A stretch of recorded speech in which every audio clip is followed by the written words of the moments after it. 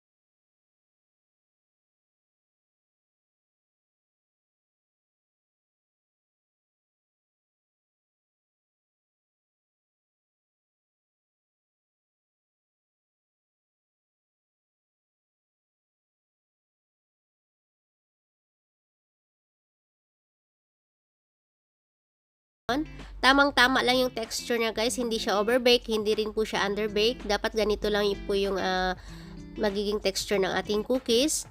Ayan. Napakasarap nito guys at sigurado ako magugustuhan nyo ito at lalong-lalo na sa mga kids nyo. At kung ibenta nyo, magugustuhan din ito ng mga customer nyo. Ito naman guys, kapag ibenta natin, pwede natin siyang ilalagay sa transparent na container. Ito po ay lagayan lang po ito ng chocolate guys na ginamit ko. Pwede rin po natin siyang ilagay sa jar. Meron din pong nabibili yung mga mumurahin lang po na transparent, yung pag nagbebenta ka ng leche plan, yung puti lang siya na meron din pong bilog nun guys, pwede nyo pong gamitin.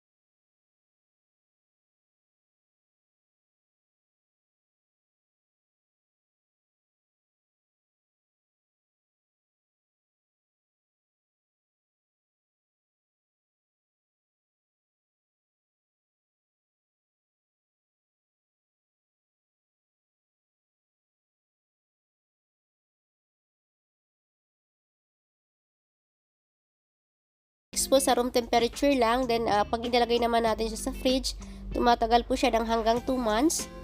Ang nagastos ko dito guys is 80 pesos dun sa isang recipe plus 70 pesos dun sa ating gas, sa ating labor at saka sa ating box. Nakagawa tayo dito sa isang recipe ng bali 3 container. Pwede natin siyang ibenta ng 150 hanggang sa 180 pesos kada isang container. Kaya medyo malaki yung tutubuin natin dito guys kasi konti lang yung sangkap na gagamitin natin. Bali 3 sangkap lang po. Kaya maganda po ito ipang negosyo natin or ipang regalo din. Kita-kits po tayo ulit sa aking susunod pang mga videos. Salamat po sa inyong panonood.